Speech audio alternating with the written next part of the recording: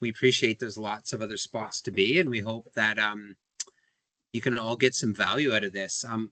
My job today is to set up Stephen, and what I'm going to try and do is just give you a bit of an overview on the science of fueling and the background of the science on fueling, and present a few studies, but in a way that's hopefully really practical and applicable. Again, you can get my slides in due time. Simon will distribute them. So I'm going to have three sections tonight. I want to talk a little bit about some of the science behind health and how important it is for performance. I think we can all agree here that keeping an athlete healthy and happy is the job number one. And when you can do that for months and years on end, usually good performance follows. We'll then talk a little bit about developing athletes. I understand that folks might be tuning in that are working specifically with adolescents and developing athletes still, and that's just such a important and critical stage of the athlete development plan and phase. So we'll talk on that a little bit. And then I'm going to introduce what happens when you underfuel or don't optimize fueling. And that is an introduction to relative energy deficiency in sport and some of the downsides of underfueling. And then basically hand it over to Stephen, who's going to talk more on how we go about this. I used the French Canadian term for you there. Sorry about that, Steve. So statistical reality check. Health matters. I'm going to highlight this one study that was done a few years back. And what they did is they tracked 30 or 33 track and field athletes for 6 years. And up here, just hold on, I'm going to get a pointer so we can follow along. There it is. Up here on the on this axis, this is the percentage of modified training weeks. So modified due to either injury or illness across 5 years by monitoring 6 months and then looking at their goals. So you can see when you have a high percentage of modified training, this poor athlete had modified training every single week for 5 years. The likelihood of being successful is way, way lower. And this study actually showed the likelihood of achieving a performance goal increases 7 times in those that complete more than 80% of training. Completion of training week in and week out is probably the #1 performance indicator and predictor we have. This study also found that the majority of new injuries occur in the first month of the prep season. So usually coming off a rest and recovery phase. And so again, for coaches and athletes, being a little more patient early on as you build back up is important. To proceed and make the point a little bit more, both mental health and physical health matter a lot to performance. Again, these are published papers. So people at the World Championships in track and field and endurance events were 10 times more likely to suffer an in-championship illness than speed power events. So again, endurance athletes seem more susceptible. Athletes reporting pre-participation anxiety were 5-fold more likely to sustain an in-championship injury and sickness. Another one, around 211 athletes, Australian athletes getting ready for the Summer Olympic Games. Female athletes had 9 times higher odds of illness. Low energy availability, you're going to hear that a few times tonight, was 7 times more likely to become ill. And then depression symptoms and higher perceived stress were significantly associated with illness. So these are studies that are published really highlighting the fact that endurance athletes, unfortunately female athletes, athletes with stress and anxiety, athletes that are underfueling are at significant increases for injuries and illnesses. And as we showed in that last slide, it's just so important for your performance goals. So let's shift gears a little bit. That's section 1 already from me, and set the stage and just understand a little bit more about the developing athlete. And I think in many ways, these pictures, tell 1,000 words. And if there's 2 words that really highlight defining the adolescent athlete, it's variability. And then I would say patience. There is so much variability, even from year to year with the same athletes that you're working with throughout development and throughout puberty. And if there's one word that I would suggest that we all need to be throughout this critical development phase, it is the word patience, and just patience throughout puberty is incredibly important. It goes without saying, there's a lot of hormones and a lot of changes happening here during puberty. For both men and women, there's large increases in sex hormones, testosterone, estrogen, and progesterone in your females. But there's also increases in estrogen and progesterone for males, and small increases in testosterone for females as well. During menopause, some parents might be tuning in. I'm 50 now. You can see a large drop off in sex hormones. And these sex hormones are so incredibly important and linked to a whole bunch of important health outcomes. So maintaining red blood cells are incredibly important. Bone quality is so linked to these sex hormones. Muscle mass and strength are again linked to these sex hormones of testosterone, estrogen, and progesterone. There's a whole bunch. EPO, and it's interesting. Like testosterone and EPO, they're on the banned substance list for a reason. They're pretty important hormones, and they're quite powerful in terms of training adaptation and outcomes. And again, one of the number one ways these hormones lower or decrease is due to underfueling and under recovery.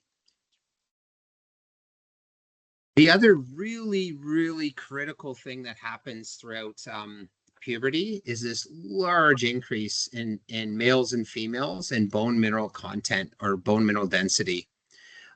Bone health is so critically important throughout an athlete's career. Bone health and bone mineral density peaks in the mid to late 20s, and then there's a steady decline as you age. Women have lower bone mineral density than men. Most studies would suggest that bone mineral density is maybe 60 to 70% genetic, so we have little control over that. But that does mean there's maybe 20 to 40% lifestyle factors that can critically impact, ideally in a positive way, bone mineral density. Those lifestyle factors I've listed here on the left, and I've purposely listed them in the order of importance in the size of font. Optimal energy availability by far is the number one lifestyle factor that can impact bone health. Optimal energy availability leads to those optimal sex hormones I just talked about, and that is the main mechanism. Those sex hormones, testosterone, estrogen, progesterone, are really important for bone health. So if you're a female that has lost your menstrual cycle, over time, it will absolutely negatively impact your bone health, as an example. Physical activity, so sports that involve jumping or plyometrics, ballistic type activities can stimulate bone health. But I will highlight it. There's a couple of recent studies showing plyometric or jump training has no effect on bone mineral density when athletes are in low energy availability. So that's why I've placed optimal energy availability in the biggest font and in red. And yes, calcium, vitamin D, and protein are important for bone health, but those are a slightly smaller font because overall, like if you're focusing on anything, again, energy is the most important piece. And many times if you're getting optimal energy, calcium and protein at least will usually be met in the diet. Yes, that could be a question for later. Most Canadians do need to supplement the vitamin D in the winter. We just don't get enough sunshine throughout the winter for that micronutrient.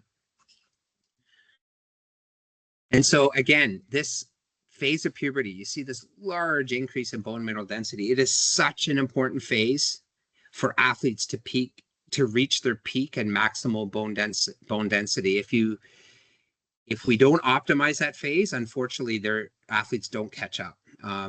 They will be at a lower bone mineral density for the rest of their career and the rest of their lives. So this age from 10 to 20 is a really critical period and important for high quality bone later in life. So my last section here is, what happens when you don't optimize energy availability and fueling and recovery, and what is REDS? So REDS was first termed by the International Olympic Committee just 10 years ago. And there's been a few consensus statements that the International Olympic Committee has now done. I've been involved as an author in the last couple of consensus statements. And the current definition, and it's a little bit jargony and it's a little bit of medical jargon, is as follows. It is a syndrome of impaired physiological and psychological functioning. It can be experienced by both female and male athletes that is caused by exposure to low energy availability. So it's not eating enough for the exercise that you're doing. And I'll show the equation of low energy availability in a couple of slides. But basically, you're just not eating enough for the exercise and training and competition that you're doing. So there's a shortfall, there's low energy availability. The detrimental outcomes can sometimes include, but aren't always, energy metabolism. We talked about reproductive function, musculoskeletal health and bones specifically, things like cardiovascular health, hematological health. There's studies showing athletes with REDs have lower red blood cells, which are pretty important for endurance. And all of these can lead to impaired well-being, increased injury risk, and decreased sports performance.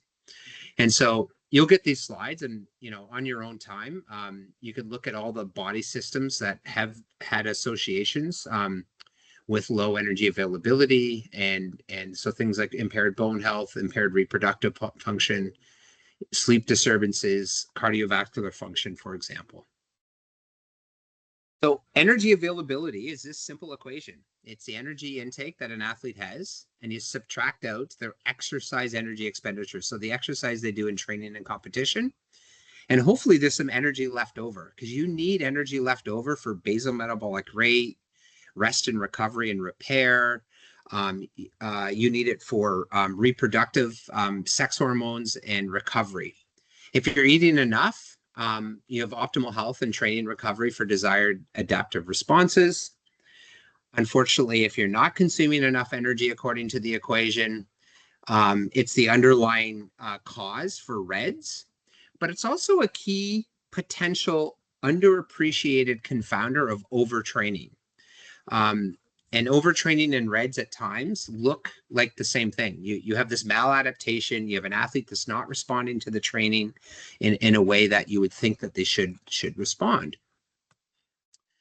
And so a few years back, a few of us wrote this paper examining the overtraining syndrome and REDs, and where and why they might be the same, and where and why they might be a little bit different. And so the take-home message here is we analyzed 21 overtraining studies that also measured energy intake and calories. And 86% of these overtraining studies actually resulted in reduced energy availability. So technically they should have been called and should have been described as RED studies and not overtraining studies. I do want to highlight that all of these studies were published prior to 2014, which is when REDs was first coined. So they are older studies, and they didn't know what to call it then. So when athletes are under fueling, which sometimes happens with large increases in training load, and they don't always increase their energy intake. So some of these studies even look like REDs as well. So what are some risk factors? Like, what are some things that you as parents or coaches or athletes yourselves can look for, and what might predispose certain athletes for higher risk for REDs or underfueling? So sports that require weight checks, so weigh-in sports definitely are at a higher risk. Social isolation due to sporting activities where that's the only thing in that athlete's life, again, puts them at a higher risk. Pressure to win at all costs, consequences in the sport culture for weight gain, controlling parents and or coaches in terms of eating and being over prescriptive with eating or making comments about body figure. There's studies showing that if you're a gymnast, figure skater, ballet dancer, distance runner, swimmer, or diver, all of those sports have higher risk for REDs. Not everyone gets REDs, but they're at higher risk for REDs. If you've had a previous eating disorder or disordered eating, then you're again predisposed for a higher risk for REDs. And even A-type personality can predispose you for a higher risk for REDs. It's really interesting. Is it for all dietitians? I'll just ask, I think someone's off mic, if you can just mute potentially. Oh, nice. I did it. There we go. These are some of the symptoms relevant for athletes, coaches, medical staff, and parents. And what I've done, these symptoms on their own, none of them are a diagnosis for REDs, but they're just things to look out for. So if you're a female who's had primary, secondary, or oligomenorrhea, so less than 9 menstrual cycles in the last 12 months, that is a red flag. That is something that should be raised to a medical practitioner and a clinician. that is a sign that your body, that something is off. If you're an athlete with 2 or more career stress fractures or a high-risk stress fracture includes um, the pelvis, cuboid, for example. Low-risk stress fractures tend to be more your metatarsals and tibia. If you see large changes in mood, anxiety, depression, athletes with very low heart rates and blood pressure, so they get symptomatic orthostatic intolerance. In other words, when they stand up quickly, they get really dizzy or they pass out easily. Very inconsistent training up and down. Now, this on its own certainly is not a REDS diagnosis. There could be lots of reasons for this. Athletes, student athletes and kids have a lot coming at them. School and sleep and everything else can play into this. But it starts to play into the fact that, hey, maybe they aren't feeling as well as they could day in and day out for their training. This is a trickier one for sure to ask younger athletes. I'm not sure you should, but in males especially, poor or decreasing sex drive is an absolute early red flag for low testosterone. Athletes that are constantly striving to be thin year round, new diets or restricting food, athletes with cold hands and feet, major changes in sleep patterns or major changes in body composition or body fat are all potential signs or symptoms, that might require a follow-up and a discussion. So when we look at REDS and REDS prevalence, it is quite variable. So across all of these studies, these are all published studies with some level of prevalence in REDS ranging from 0 to 70%. And the reason the prevalence rates are so wide is, one, the risk factor across these sports are quite different. As we mentioned earlier, endurance sports and gymnasts, for example, would have higher prevalence rates than, for example, male volleyball players. But it also depends a little bit on the methods that have been used to look at this prevalence data. I'm going to finish up here just with a couple of studies showing the negative side effects of REDS. This is a study we did. So we investigated the effects of energy availability in about 40 world-class track and field athletes. Actually, 27% of them made the Olympics. As I highlighted before, females with no menstrual cycle, so amenorrhea, and males with low testosterone are 2 really big and important symptoms of REDS. And these athletes had 4.5 times the greater injury days due to stress fractures than athletes that were eumenorrheic, had a normal menstrual cycle, or males with normal testosterone. So, I mean, that is a big and significant injury risk. I'm not going to highlight these studies other than to say there's an overwhelming association of risk factors involved with REDS, or the female athlete triad, and adverse bone outcomes. REDS and stress fractures go hand in hand. I'll also highlight this. This is something we published from Flagstaff, Arizona, with some of our elite athletes that are in altitude training camp, and we measured their hemoglobin. And these are our female athletes. So female athletes that presented to training camps with having a normal menstrual cycle or being eumenorrheic had 8% higher hemoglobin than females presenting as amenorrheic. And this is grams per kilogram. So we've corrected body weight here. 8% lower hemoglobin for the amenorrheic athletes.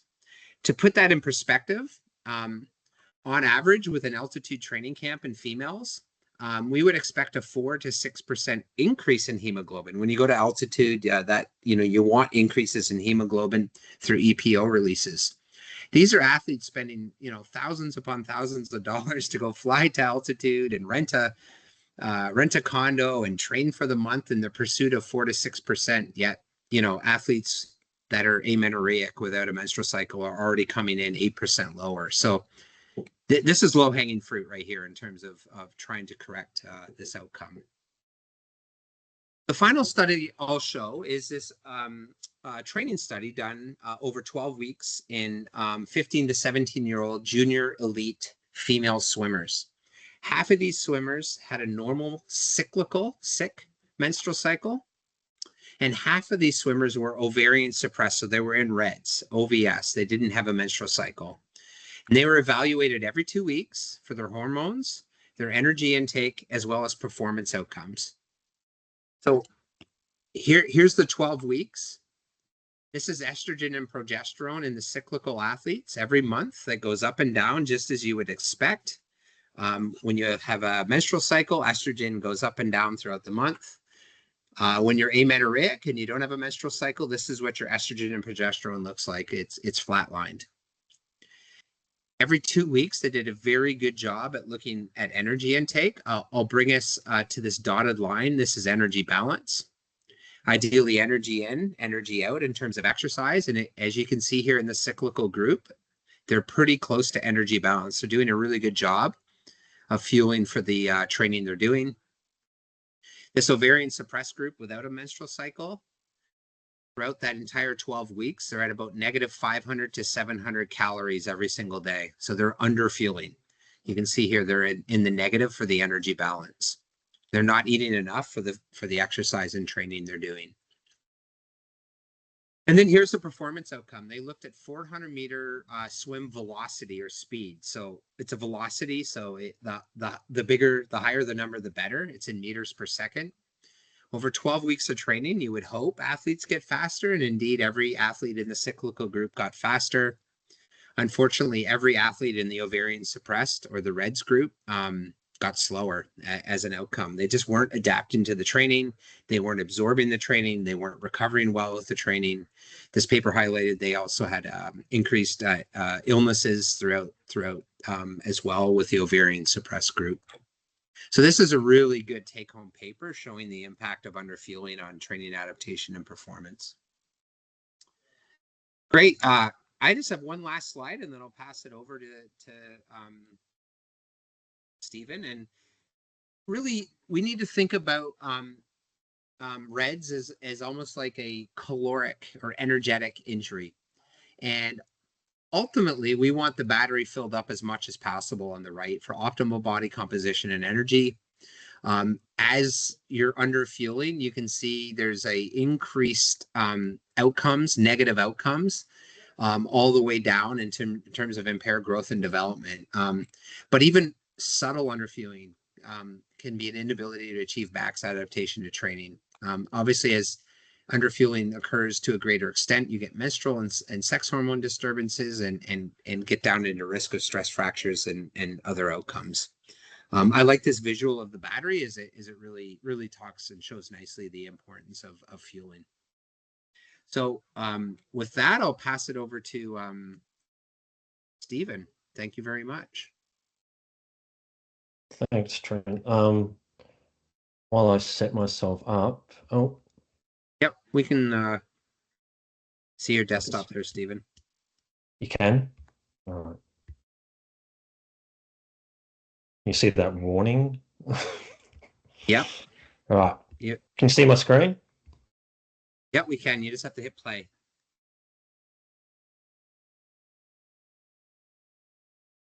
Thank you, Trent, for that great sort of the presentation. Hopefully, from what you talked about a lot of the science there tonight. So hopefully I can give the folks here listening tonight some sort of practical strategies around developing really good habits with their nutrition to support their training. I have got a lot of slides. That's my normal thing to do, is to overwhelm people with information. You will get the slide deck. So I might rush through some bits, but I'll really highlight the really important bits on certain slides. So this is sort of what I'm hoping you to get out of the goals, the overview of the session. So I'm going to talk about what my job is as a sports dietitian, and then we're going to get into the nuts and bolts of how you fuel your training, how you recover from training, and what you can do from a nutrition point of view to make sure you get the maximum adaptational benefit from that training. And I'm also going to touch on the last couple of slides. I know there's some folks here who are in weight category sports, and that's a whole different area, but I'm going to touch on a few things there. So what I really hope you get out of this session, you can read that there, is just to get an idea of how you best go about fueling your training to make sure you're getting the maximum benefit out of it, how you promote training adaptation and recovery. And as I said in the last few slides, I'm just going to go into the weight making stuff as well. So on the screen here, I said that the goals of performance nutrition, this is basically my job as a sports dietitian, is to give athletes a competitive advantage through what, when, and how much you eat, whether that's increasing resistance to fatigue, speeding up recovery between training sessions, or maybe just addressing some sort of nutrient deficiency. So listed here, it's not an extensive list here, but it's giving you an idea of what my job is and what some of the reasons you might wish to book in with myself or one of my colleagues at CSI. What I'd love you to do, and you don't have to write anything down here, is just to think about a normal dietary habit you have. It might be something you normally eat for breakfast or lunch or dinner, or snacks you normally have, or some of your nutrition behaviors around training. So just make a mental note of that, or just write it down on a piece of paper there. And based on what I go through tonight, I'd love for you to think about one, maybe two ways you can improve that to either, with the goal, obviously, to improve some aspect of your health and or performance. So just make a mental note or write down on a piece of paper something you typically do on a normal day, and just think about, once we get to the end of the presentation, thinking about ways you can improve that. So let's get into the really important stuff. So what is actually fueling your performance? So carbohydrate is the only fuel. This is a really important point and a message I drive home to all the athletes I work with. Carbohydrate's the only fuel your brain can use. And anytime you're working at, say, moderate to high intensity, your body is completely and utterly dependent on carbohydrate to fuel that performance. Unfortunately, and this is your fuel tanks, so the size of your fuel tanks, Trent showed us some battery, so that's I think a way of thinking about it, are small relative to the demand your brain and training puts on them. So it's a high octane fuel, but we've got really small tanks. And these are some of the things that happen if you don't provide your body enough carbohydrate. You'll get decreased training performance. Things will feel harder than they should, so you'll increase perception of effort. You won't get the benefits and adaptations you desire from the training you're doing. And as Trent really highlighted, especially if we do this chronically, we are at increased risk of injury and opportunistic infection. Now, I really want you to pay that number I've got on the screen here, 3 to 14 grams per kilogram of body mass, won't mean anything to you, but I want you to take a mental note of it, and especially when we're talking in the context of protein and how that compares. But what you'll notice there is a massive range. And the reason there's a massive range, I'm sure you can all appreciate that. Some days you'd have easy training days or recovery days, and some days you might do a double session day. So your requirement for carbohydrates is going to be very different on those recovery easy days. And on those harder training days, we're going to have to make sure we're having your requirement for carbohydrates a lot more. And I'll show you a few examples of how you sort of manipulate that carbohydrate based on your training load. Just to drive home here, how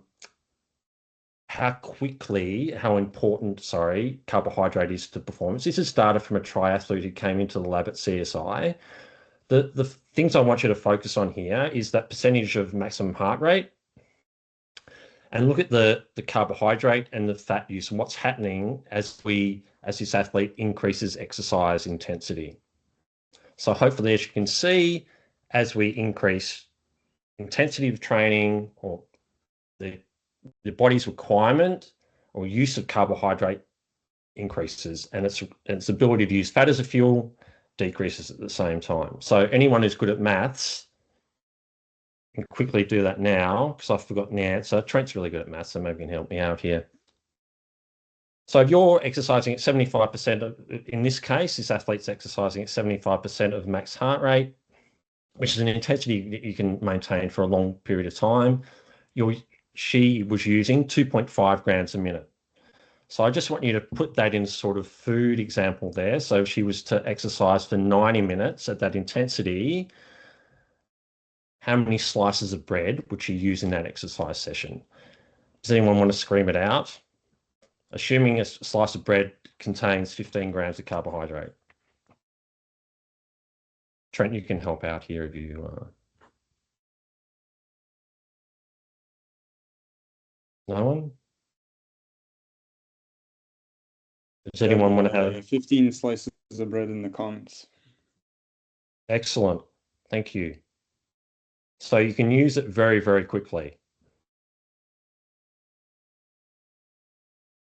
So this slide here, I've sort of highlighted what the size of our fuel tanks here. Now, the number you see, the 400 to 500 grams, that's in a very rested muscle that after that's a fully loaded muscle, and that's going to be different between all athletes. One of the adaptations you make as an athlete is the ability to store more carbohydrate in the muscle. If an athlete was to do a hard training session, the body would, the glycogen, what we call muscle glycogen, would reduce to a level where you'd start to experience fatigue and you have a limited capacity and even willingness to engage in that moderate to high intensity exercise. And if we were to deplete, we're not going to fully deplete the muscle glycogen in our muscle, but if it's low, it does take a long time to fully replenish that. So again, carbohydrates are our main fuel. We can use it very, very quickly, and we have a limited capacity to store it, and it can take a long time to replenish it. So a good way of thinking about this is every time you sit down to eat for a meal or a snack is an opportunity to fuel and replace some of that carbohydrate so you are ready for your next training session. So your goal as an athlete, and as I sort of alluded to before, is to try and periodize your carbohydrate based on your training load, i.e., we want to have a little bit more on days we are doing a lot of training, and we can have a little bit less on those easy and recovery days. And the three main ways we can go about doing this is to, and I'll go into detail of all these, is to manipulate the amount of nutrient-dense carbohydrate-rich food we may have at our meals and snacks, so things like oats and bread and pasta and rice. And a behavior I'd really do recommend to athletes, especially ahead of their key training sessions or the harder or longer training sessions, is to intentionally increase the amount of carbohydrate 1 or 2 meals back from that training session. Another way we can manipulate how much carbohydrate we have during the day is to consume carbohydrate during training or competition. And a third one, and a really important behavior or habit I'd like athletes to get into, especially athletes who are training every day or sometimes twice a day, is to have a dedicated carbohydrate and protein snack soon after finishing their main session. And as I said, I'll show you some examples of how we can do all this now. So as I said, the first thing we can do is sort of manipulate that nutrient-dense source of carbohydrate that we have at our main meals. These are some really good diagrams and ways you can do this. So just in thinking about increasing, say, oats or rice or pasta or bread or quinoa, whatever your favorite carbohydrate is, increasing the amount of that, 1 or 2, especially if it's 1 or 2 meals ahead of your key training session. So you, as I said, yeah, you can increase the amount of rice, pasta, whatever it may be. Another thing I'd like you to think about too is, especially if you don't feel like eating a large volume of food, taking advantage of some more refined sources of carbohydrate, things like maple syrup or honey, replacing some water with juice, adding some jam or a banana to a peanut butter sandwich. All these little add-ons can really make it a little bit easier to bump up your fuel stores ahead of your training sessions. We're not going to do this now, clearly. Simon does have a sheet where I've provided a bit of a fact sheet on carbohydrate. It has a list of how much carbohydrates in certain types of foods. But I think a useful target for most athletes is, especially at main meals, is around that 1 to 1.5 grams per kilogram body mass. And using that sheet, using food labels as well, it'd be a really good idea to try and get an idea of how much you're currently doing and sort of say if you are having enough. I've just given some examples there of some real food examples of what 50 grams of carbohydrate may look on your plate.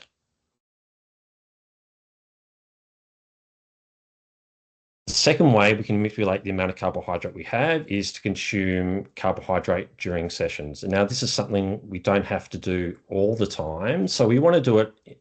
And obviously the reason for that is to provide an extra fuel source for your muscles and brain.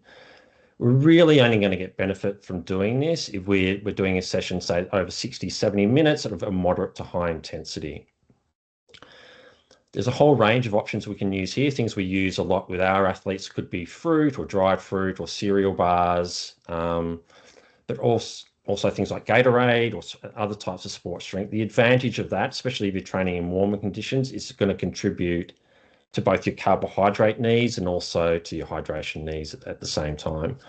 This is something you just need to, it's a bit of trial and error here. So try and work out what sort of things you can tolerate during your training. It might depend on the logistics of the sport, how many breaks you have in the sport, the intensity you're doing in certain sessions.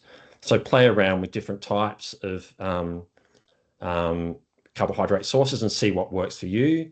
And use this as an opportunity too, because obviously you're going to be, in some of your sports, you're going to be consuming carbohydrate during your competition as well.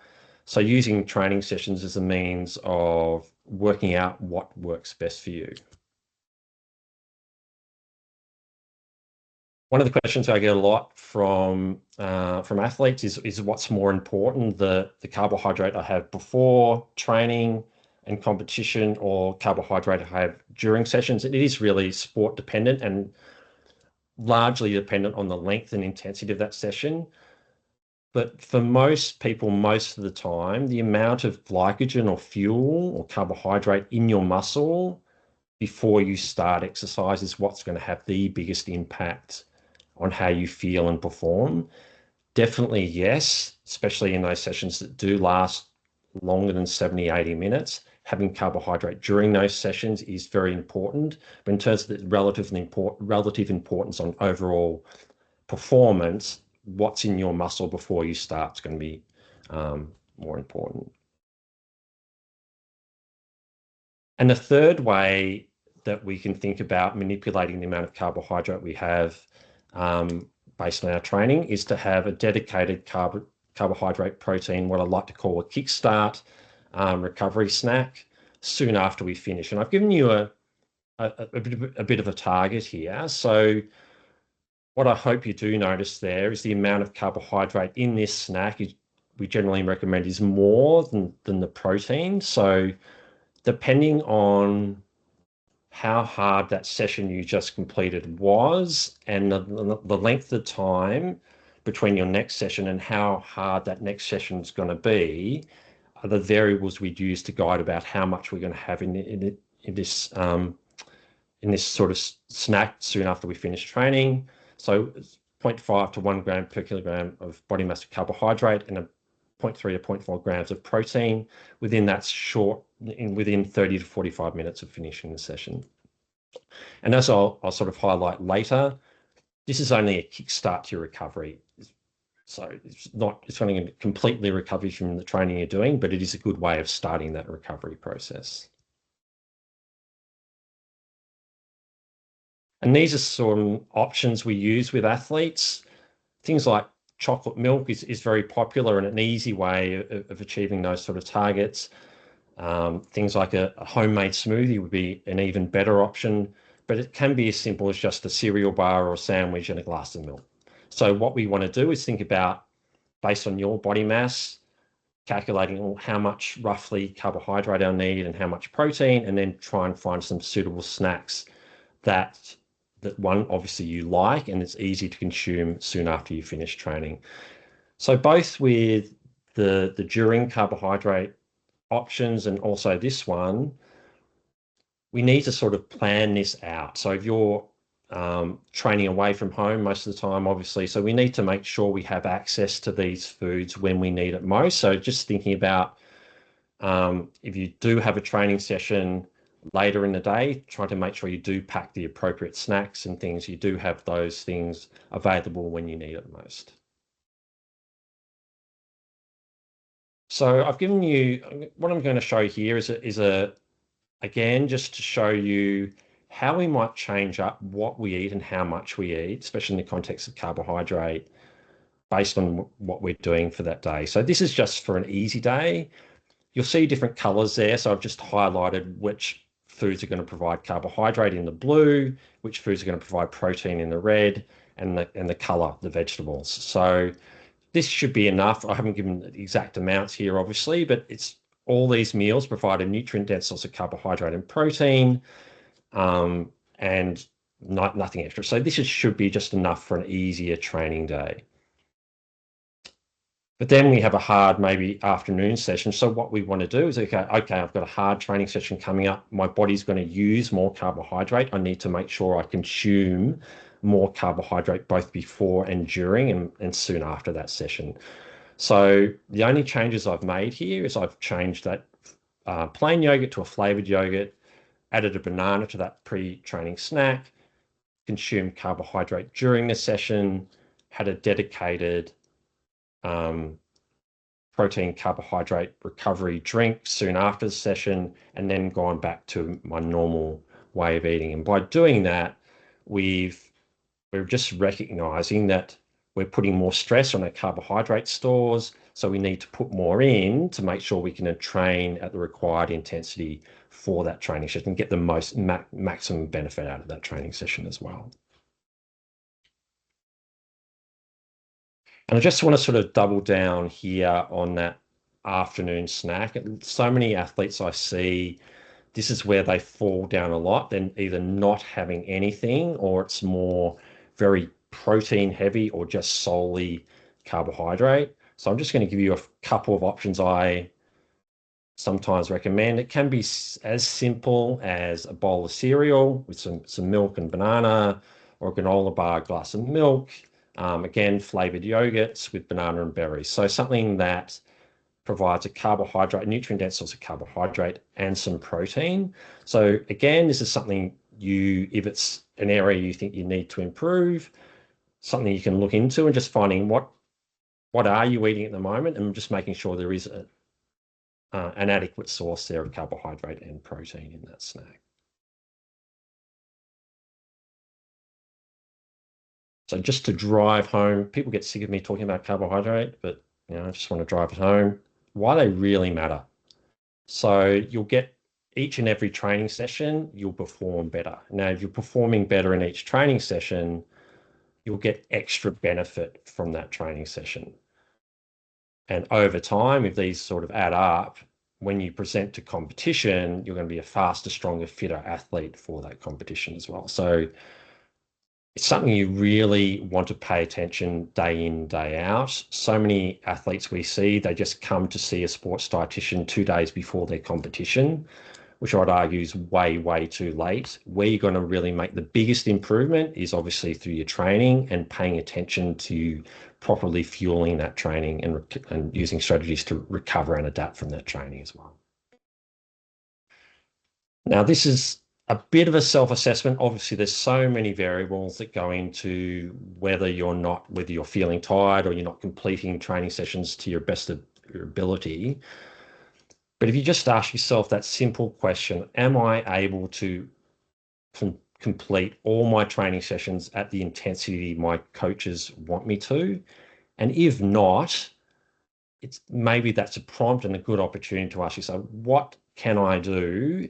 What strategies can I implement to increase the amount of carbohydrate I am having over the day? And again, trying to think about those strategies I highlighted before, thinking about the amount of nutrient-dense carbohydrate you're having at main meals, maybe consuming carbohydrate during especially those harder sessions, and also thinking about having a dedicated recovery snack soon after you finish. Really, just a couple of slides on recovery nutrition. I usually get a laugh out of this one, probably not in this audience, in this picture. Really important point. I see, and I'm sure a lot of you have seen people in a gym, they'll just have their protein shake, smash it down and think they're recovered from that training session. One drink or one little snack's not going to recover you from a training session. So the way I'd encourage you to think about training session, recovery, is everything you have in between finishing one training session and the next training session is going to impact on the amount of benefit you get from the training session you just completed and how you'll feel and perform in your next training session. So I've just given, again, a bit of an example here. Obviously, these are based, before I get into that, 3 things I want you to think about for recovery that are really important. So carbohydrate, I like to call those our energized food. That's our fuel for our exercise. We want to include some repair foods, some protein foods, and I'll get more detail and talk about protein more in a minute. And we want to make sure we're including some fluid and electrolytes as well. So I want you to think of recovery as a 24-hour, 48-hour, 36, 48-hour event. So as I said, everything you have in this time will impact on, as I said, the amount of benefit you get from the training session you just completed and how you feel and perform in the next one. So I want to make sure all of you just think about asking yourself, where's my carbohydrate? Where's my protein? And making sure you are drinking at those meals as well and sipping on water, obviously, in between. The red foods here are our protein-rich foods, and our blue foods are our energized foods, our carbohydrate-rich foods. Also including our Kickstart Recovery snack at the top there. Switching gears a little bit, so I've talked a lot about carbohydrate now. I'm going to focus on everyone's favorite macronutrient, which is protein. So when we're talking about training adaptation, so what we're trying to achieve through the training we're doing, so whether it's building strength or power or speed or endurance, 3 ingredients that are really key. Obviously, you want to follow a structured, periodized training program. And as I've highlighted in the first part of this presentation, try and periodize our energy and especially our carbohydrate intake based on that training load. And the third bit of the puzzle is getting your protein right. And the way we do this, we want to think about the quality of the protein we're eating. We want to think about the amount of protein we're having because it's different for everyone, and the timing of that protein intake as well. So just stating the obvious here, if I was to come to you as a dietitian, you the athlete, and I said, I really want you to up your protein intake, the bigger foods here on this slide are the ones I want you to focus on. So things like chicken, meat, and fish, eggs, plant-based proteins like tofu and beans and nuts, dairy foods like milk and cheese. They're the foods we want to focus on to make sure we are getting all the protein we need. Yes, we can have some of those more cheap fast food options occasionally, but we don't want to make a habit of doing that. So that's the first bit of the protein picture. Second bit's the timing and amount. So to really maximize the gains you're getting from your training program, the target we generally set for athletes is around 0.3 to 0.4 grams per kilogram of body mass every 3 to 4 hours. I do apologize. I'm Australian. I work in kilograms. I'm sure you can do the conversion. Now, for most folks, most athletes, means around 15 to 30 grams of protein per eating occasion every 3 to 4 hours. I've sent Simon a bit of a cheat sheet on protein, and it'll give you a list of foods and the amounts, just to give you an idea of the protein density of different foods in the diet. So you get an idea of how much, say, of chicken, meat, or fish, or milk, or yogurt you need to hit to achieve your target. So really, we want to think about having a serve of protein every 3 to 4 hours, especially on those days when you are training. And obviously, don't forget to add carbohydrate to them. I've given you some examples here of what 15 to 20 grams of protein actually looks like on a plate. A really well-used way of helping yourself, if you're eating chicken, meat, or fish, if you're just using the palm of your hand, you can be reasonably confident you are getting the amount of protein that you need. And if you are pairing, as I hope you are, this, say, chicken, meat, or fish with grains or starches, those grains and starches will also add a little bit of protein there as well. So this will give you some idea of the amounts of your different types of protein foods you need to hit whatever target based on your body mass. Obviously, protein powders are a massive industry and very popular among athletes. And as a practitioner, we have to sometimes be a bit pragmatic and let them use protein powders, but with not the caveat, but just thinking about when you are getting your protein from real food, you're getting a whole heap of other nutrients that are really important for your health and performance. And I've listed some of them there, things like omega-3s in fish, fat-soluble vitamins in eggs, iron and zinc in chicken, meat, and fish. So I'd really encourage you and make the effort to try and get most of your protein through real food options. Obviously, I'm not going to do this now, but I think it'd be a really useful activity for you to do, is just try and get an idea, reflect on what you're currently having through the day, identifying those protein sources and trying to answer that question, am I having enough at a given meal or snack? For most folks, they're almost always having enough, if not too much, at lunch and dinner. Where we tend to find athletes can struggle is that breakfast meal and also the snacks in between. So that's maybe an area you can think about working on.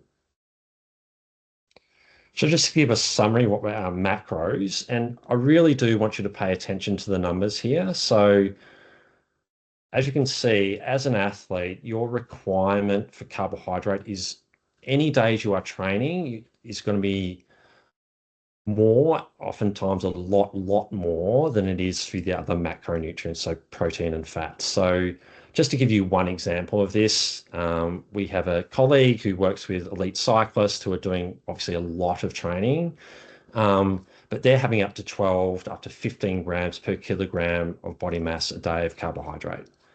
So enormous amounts of carbohydrate. So it's always going to be more than protein and fats. But the thing is, there's a range there for a reason. Some days you're doing not a lot of training, some days you're doing a lot of training. So the skill I want you to develop as an athlete is to try and marry up that carbohydrate intake as best you can with your requirements. And obviously, if you're doing that well, you're matching your energy requirements better as well, so we can help reduce the likelihood of all the stuff that Trent's talked about in terms of low energy availability in reds. Just lastly, I'm a dietitian, I need to talk about fruits and vegetables. They're super important. As an athlete, you're putting a lot of stress on your body, and we have these essential vitamin minerals that you need, and fruits and vegetables are an awesome source of a lot of these vitamins and minerals in the body. So I like to think of these as some of our protect foods. Obviously, as Trent highlighted before, just consuming enough energy is the number one thing you have to get right as an athlete. But adding color to your meals is super, super important as well. So especially for the parents in the room, or hopefully some of the athletes are maybe in that stage where they are preparing their own meals, answering that question, what am I going to prepare tonight, is overwhelming. There's billions of recipes available to us. All I want you to think about are three things. Where is my nutrient-dense source of carbohydrate, my energized foods, the foods that's going to give me the energy to train day in, day out, and as I said before, the only energy your brain can use as well. Where is my repair foods, my protein-rich foods that are going to help me repair muscle tissue and build other proteins in the body, so important for performance? And where's the color? Where's that protect foods? Especially as a challenge to you, maybe making sure you try and at least include some color on your plate, in your bowl, whatever it may be, at your lunch and dinner meals. I know it sounds a bit corny, but scoring 3 points in one at every meal. So keep it simple. Where's my carb? Where's my protein? Where's my color?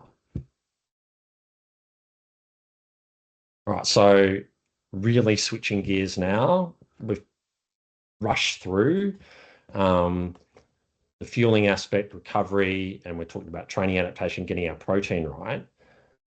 I'm really going to take just a couple of slides here talking about acute weight making strategies. So again, this is a whole different world and really does need at least a couple of presentations on rather than at the end of this, but I'll try and do it some justice. I just want to make it clear and make that distinction between chronic and acute here. So whenever you hear someone talking about chronic weight management, it's thinking about manipulation of lean and fat mass through changes in exercise habits. And if we're going to do this, we always, and you'll get the best results if we do this just very gradually. As Trent highlighted before, going to large energy deficits for a long period of time is one of the worst things you can do as an athlete. It will lead to injury, illness, days off training. So it's something we do want to avoid. When we talk about acute weight making, we're just thinking about not so much the energy density of our diet. We're thinking about manipulating the amount of fluid in our body and the amount of the GI content of our body to just lose weight in that last 24 to 48 hours before competition. And just to state the obvious here, the less weight we have to lose in this 24 to 48 hours, the better you'll perform. So this is what we sort of aiming for. So we want to be above our weight category for most of our training season, just above our weight category. So we're implementing all those best practice sports nutrition. We're manipulating carbohydrate intake based on our training load. We're having a dedicated recovery snack soon after training. We're thinking about the amount and quality of the protein we're having. And just in the last week, and especially in the last few days leading up to competition, we're trying to manipulate, mainly through manipulating the amount of water and sodium and fiber in our diet to drop down to weight.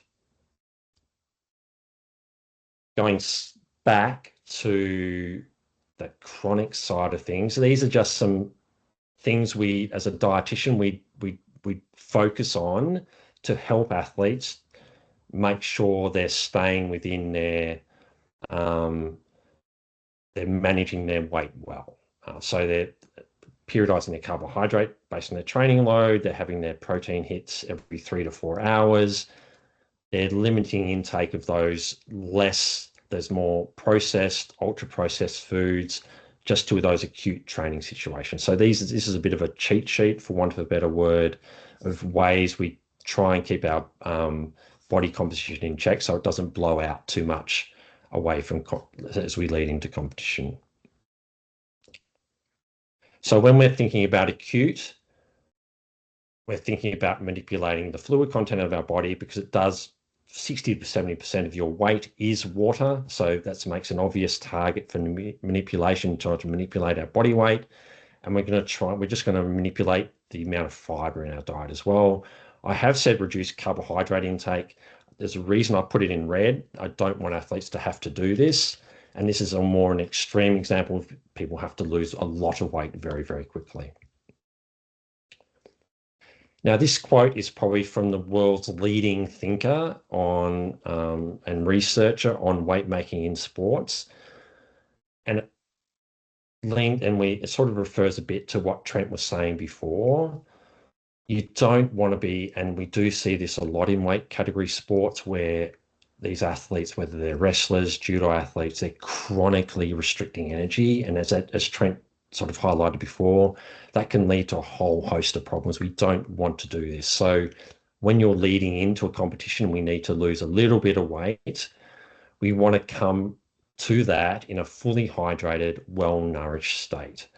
And if we're doing that, there's a greater potential to lose that fluid and manipulate the amount of fiber in our diet as well. So that's just a summary. I probably should have printed the first one up there, given the topic of today, but that's our last go-to, is manipulating carbohydrate. The first go-to is thinking about manipulating fluid. So I highlighted 24 hours here. I've had athletes, and I've heard lots of stories where athletes will restrict fluid for a week, if not 2 weeks. There's absolutely no need and no benefit from doing this. We only really need and benefit from reducing fluid intake for 24 hours beforehand. There is not a lot of evidence, but what we generally do recommend is a lower sodium intake in that time period as well. Sodium, as some of you may know, just helps your body hold on to water a bit better. So reducing the sodium intake in our diet will mean we're not holding on to that water as well. So we might lose more fluid from the body through urine and sweat. Fiber, we want to decrease that in. It is different for different athletes, but around 2 to 3 days beforehand, we switch to a very low fiber diet. Some people just no fruits and vegetables as an easy way of doing that. A couple of points on the fiber thing. It is the best way to lose weight in an acute sense in the lead up to competition because it has the least negative impact on how you feel and perform. Being in a massive fluid deficit and restricting carbohydrate is going to have a lot more potential detrimental impact on your performance than decreasing the amount of fiber in your diet. A really important point here is a low residue or low fiber diet's only going to work if you include fiber in your normal day-to-day routine. So as a weight category athlete, choosing higher fiber foods and just making sure you do include fiber throughout the day is a really important thing away from competition. And again, this is a quote from that same gentleman I talked before, as again, the leading researcher and practitioner really in weight category sports, really driving home the fact that what you want to do as a weight category sport is focus mainly on restricting fluid intake and sodium, maybe in combination with a bit of active sweat loss, and also reducing fiber content. Reducing carbohydrate intake is a last resort. It's not something I generally advocate for any athletes I work with.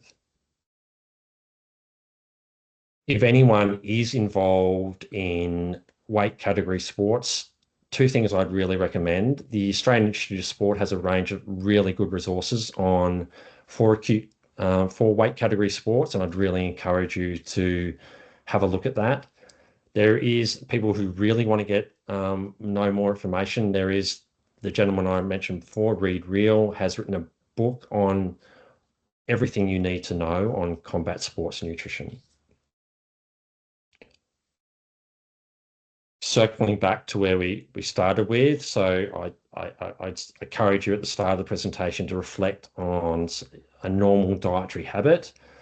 We're not obviously going to do this now, but I'd really encourage you over the next few days to think about, based on what I've told you with some of the things we've talked about today, what is one thing you think you could realistically change in a short period of time. So a real world example just could be adding some fruit or berries to your oatmeal in the morning, or it could be adding a source of protein a bit more protein to your lunch meal. Something, just focus on one thing that's realistic for you to change, that's going to have a positive impact on either your health, some aspect of your health or performance. Here are some resources I generally recommend. I can recommend to some athletes who are really interested in sports nutrition, especially those for any athletes involved in endurance sports, cycling, triathlon, whatever it may be. The Fueling Endurance site and podcast is excellent. It's structured in a way that's to answer questions that athletes have. My Sports Science has a range of lots of different sort of infographics on there, whole host of sports nutrition topics, and the AAS sports supplement framework is especially for those older athletes who have questions around supplements. That's your go-to to answer any sort of questions you have, maybe on creatine or protein powders, whatever it may be. Now, if you want to book in with us, I work with an awesome practitioner called Tiffany Rush, who works with women's rugby, the volleyball program, Canada Volleyball, and cycling as well. So you can book in with us on the Performance Nation JNAP website, and obviously you can do this online as well, so online bookings. So just take-home messages. Carbohydrates are key. The high-octane fuel. So you want to periodize intake of carbohydrate based on your training load. More on hard training days, just before, during, or after, and less on easier days. Protein, 0.3 to 0.4 grams every 3 to 4 hours.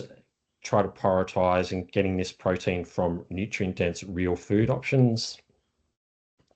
Recovery, I just encourage you to think about that as everything you have in between training sessions you're doing.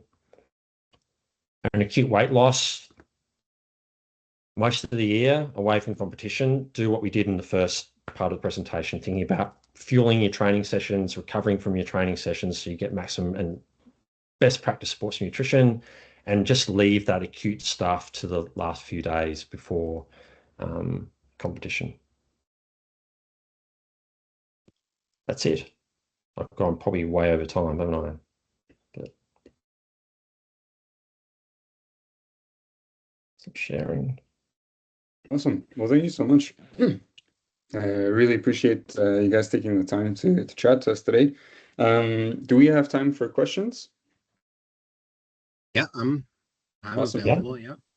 If anyone has any questions, just unmute yourself and ask away. Or if shy, you can type it in the chat. Mm-hmm. I know Kiana, she's an RD, so she got the 15 slices of bread question already correct. So nice to see you. Hi, thanks guys. That was such an awesome presentation. I have a question that comes up that some athletes have asked me, and I've also wondered about myself, is when we're talking about fueling guidelines during exercise, we often talk about grams per hour, like 30 to 60 grams per hour. But then when we're talking about carb recommendations outside of exercise, we do like 0.4 to 0.5, whatever, 0.5 to 1 gram per kilogram. So I'm wondering why there's that distinction, and if, yeah, just why there's that distinction, if there's one that you prefer, or why we do a mix of them. Trent, you go. Yeah. So the carbohydrate intake during exercise is limited or absorbed over discrete periods. So it's a little bit different than the daily requirements. And so there actually isn't a lot of differences between males and females for their ability to absorb carbohydrate and use it during sports, or taking it in a gel or sports drink for cyclists or runners.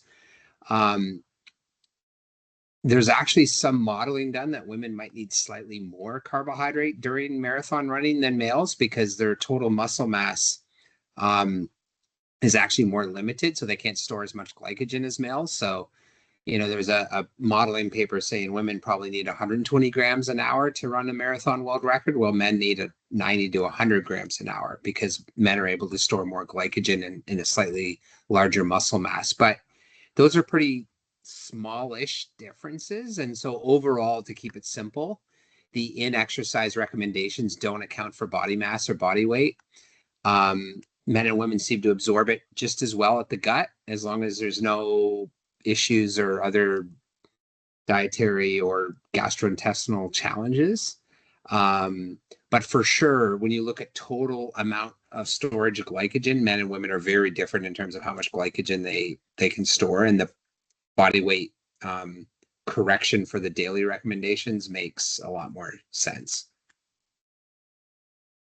Hopefully that kind of answered it. Yeah, that definitely helps the distinction between like acutely in exercise, we're talking about absorption an hour or two in a exactly discrete period, yeah, versus body weight over the course of a day. Yeah, thank you. That was a perfect summary. Thank you. Steve, I have a question.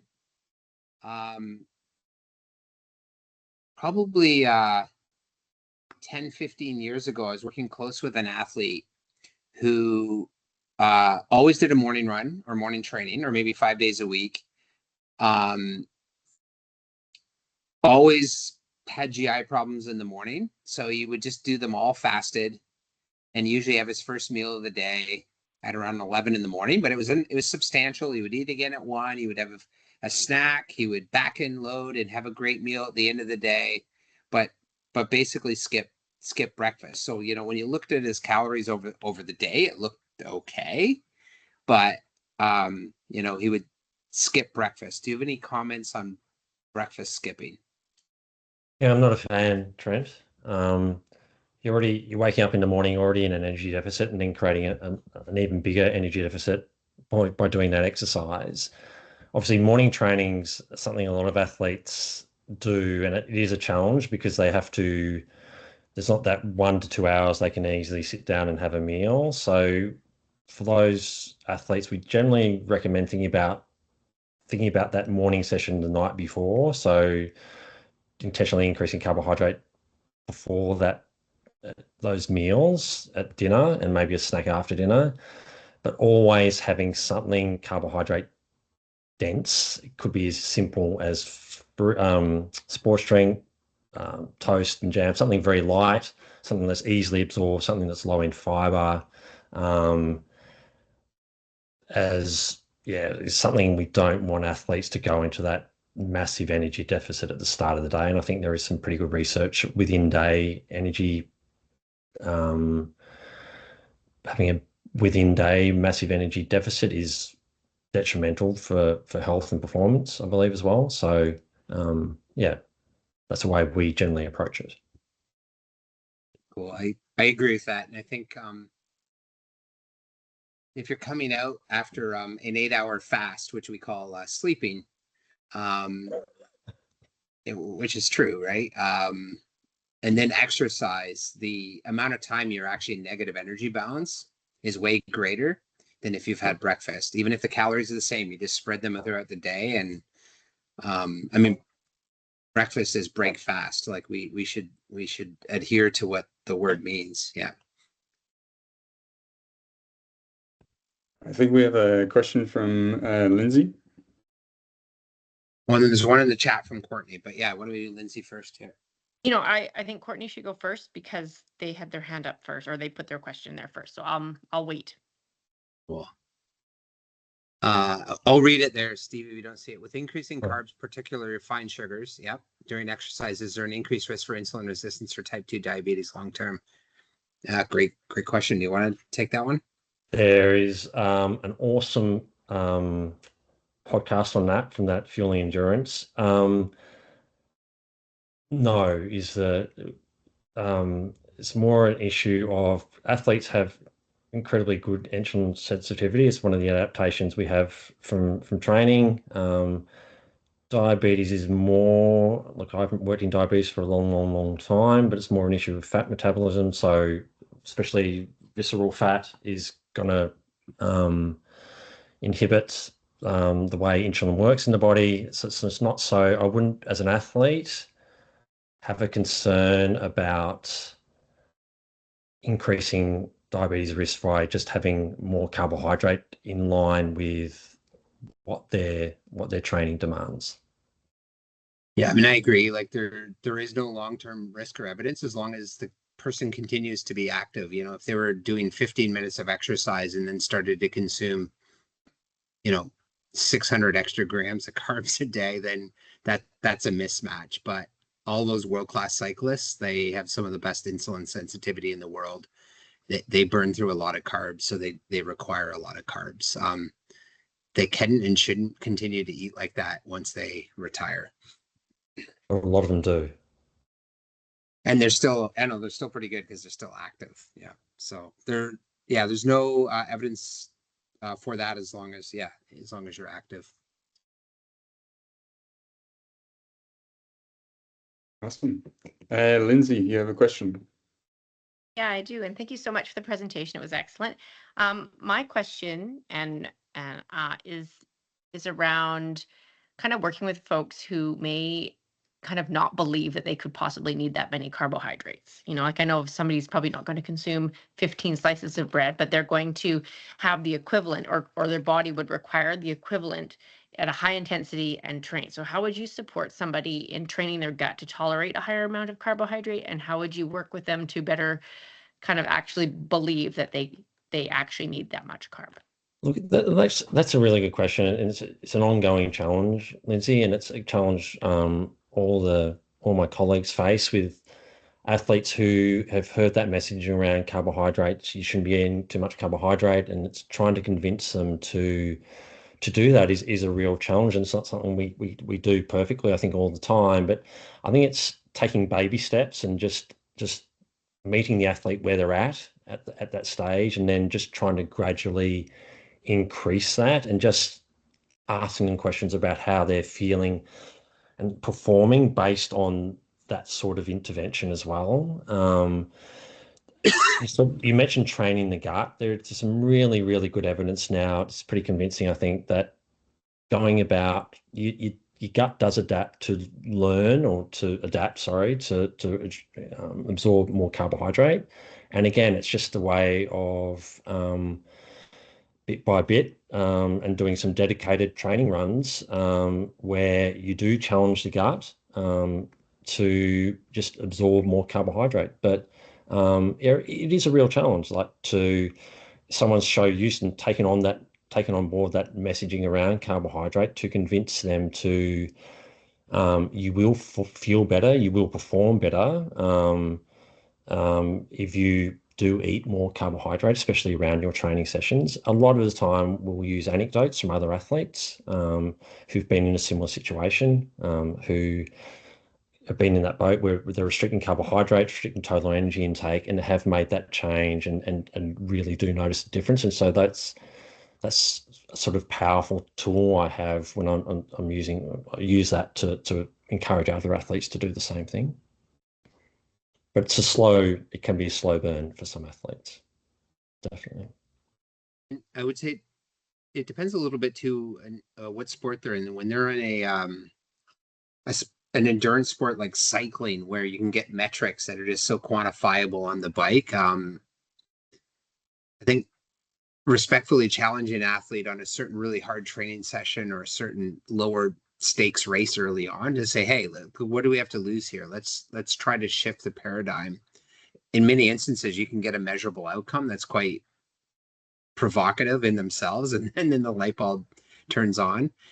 It is a lot trickier in sports that just aren't as quantifiable as that, to slowly what we're getting at is just belief effect and working with and understanding that it's going to work for them. So I like Steve's response there. It's a great question though. Yep. We have a question from Megan in the chat. It says, we have a young gymnast, 12, training 16 to 20 hours a week, and she's quite small, 70 pounds. With her being younger and not gone through puberty, can we go off the guidelines we saw on the slides for carbs, protein, and fat calculations? Yeah, I mean, those are based on body weight, as we sort of highlighted. I think definitely, I think, yeah, getting into the routine of having something that's energy dense, protein, carbohydrate dense every 3 to 4 hours is definitely something, something should definitely implement. Yep. Sure, I've answered that question, but something we don't, I think, as Trent sort of highlighted, restricting and not consuming enough total calories is a major risk factor for a whole range of sort of negative health outcomes and performance outcomes. So I think it's really important as young athletes to develop those good habits around, if you're training that much, to fuel through carbohydrate and adequate protein as well every 3 to 4 hours. And it's a great reply. And I think, one of the big steps is truly understanding the demands of training and what's involved. And I think,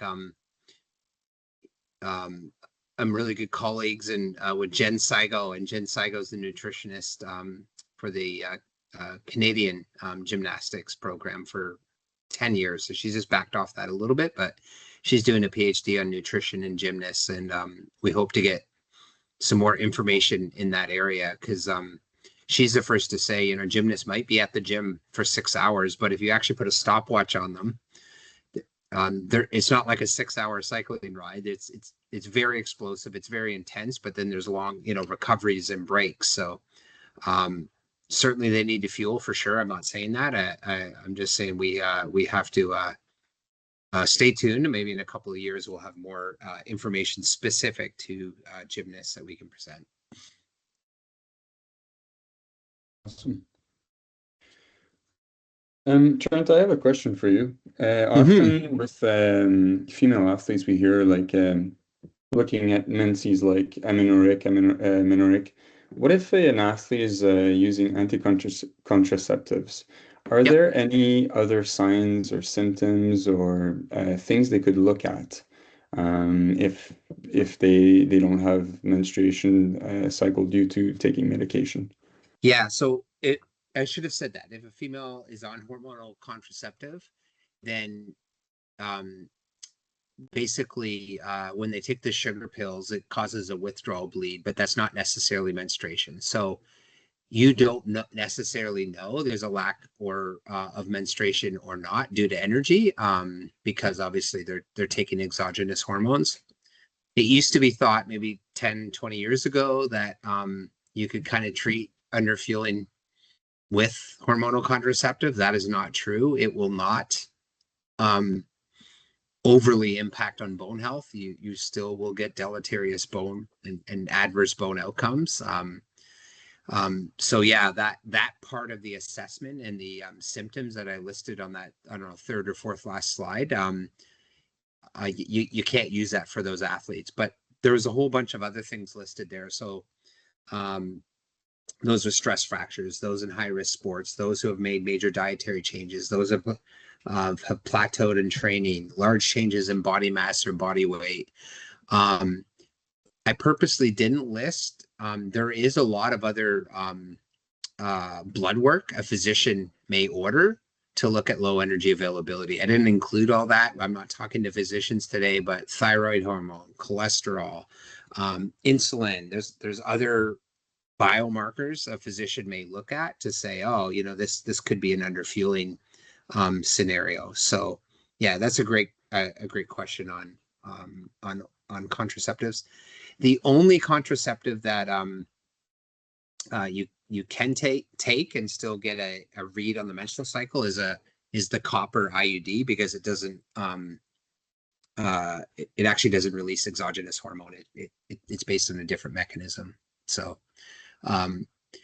that's a good discussion to have with a physician and to understand why you're using hormonal contraceptive and why not, and obviously making good informed decisions for every athlete. And in Canada, I'm on a few papers. I think about 50% of our elite athletes choose to be on hormonal contraceptive and 50% don't. And there's no right or wrong answer to that. It just depends on the individual athlete and their unique profile and requirements. Awesome. Are there any other question? Maybe guys, thank you so much for coming on tonight. We're really lucky to have your time. And Trent, I think, like, just to summarize, I think what I heard is that essentially fueling well is really important to be consistent to prevent sickness and injury, but also to have appropriate growth with bone health and everything when you're a teenager. And so that when you're a teenager, it's especially important to fuel, and that leads to performance outcomes. And Stefan, what I heard from you was that essentially, like, at meals, looking for energy, protein, greens that protect in terms of like vitamin and minerals, but also the hydration portion is really important. And that the carbohydrates should really be periodized with how your training is periodized in terms of the intensity, because that's the fuel for the intensity. And that protein throughout the day is very important to have that rebuilding and having the right blocks. So yeah, really good information. This is super valuable. And I would also recommend to any athlete who's like in weight class categories or anything that needs support with appropriate weight cutting to reach out to Stefan to make a plan for yourself so that it's made in a healthy way. Any last comments from you guys? No, thanks for organizing. Yeah, it's awesome to have the opportunity to reach so many athletes up there, and we're happy to help at any time. Awesome. Well, thank you so much, guys. Really appreciate it. Thanks, guys. Everyone. Have a good Cheers. one. Cheers. Salut, salut. All right. Good night.